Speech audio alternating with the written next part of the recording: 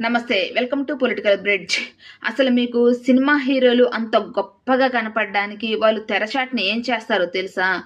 వాళ్ళు అంత హీరోలు ఆ లెవెల్‌లో ఉండడానికి, మిమ్మల్ని బానిసలుగా చూడడానికి వాళ్ళు తెరచాటున చేసే పనులు కొన్ని చెప్పమంటారా?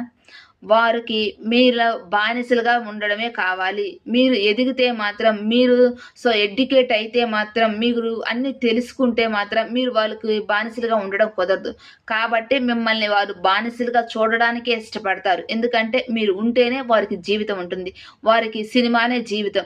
అదే సినిమా ఒక్కరు చూడకపోతే మాత్రం వాళ్ళ లైఫ్ క్లోజ్ అయిపోయినట్టే. అలాంటి వారికి మీరు బానిసలుగా ఉండడం కోసమే మిమ్మల్ని ఆ సినిమాకి బానిసగా చేయడానికి తెర వెనక ఎన్ని ప్రయత్నాలు చేస్తారో తెలుసా? ఒక హీరోకి ఒక పీఆర్ టీమ్ ఉంటది. ఆ పీఆర్ టీమ్ అంటే ఒక 10 మంది ఉంటారు హీరో కింద. వీళ్ళు సోషల్ మీడియాని మేనేజ్ చేస్తారు.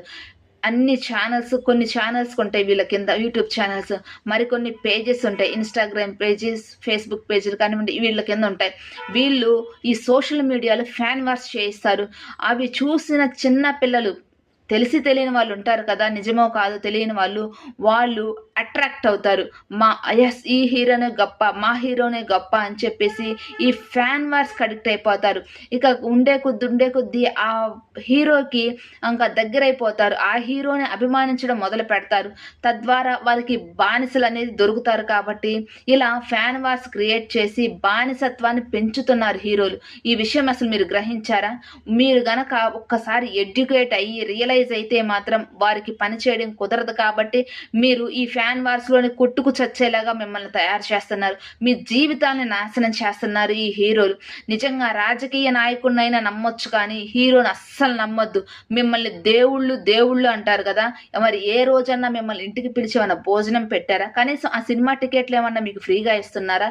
లేదు కదా. అసలు ఎందుకండి వాళ్ళని అభిమానించేది దేవుళ్ళుగా? ఏం చేస్తారని?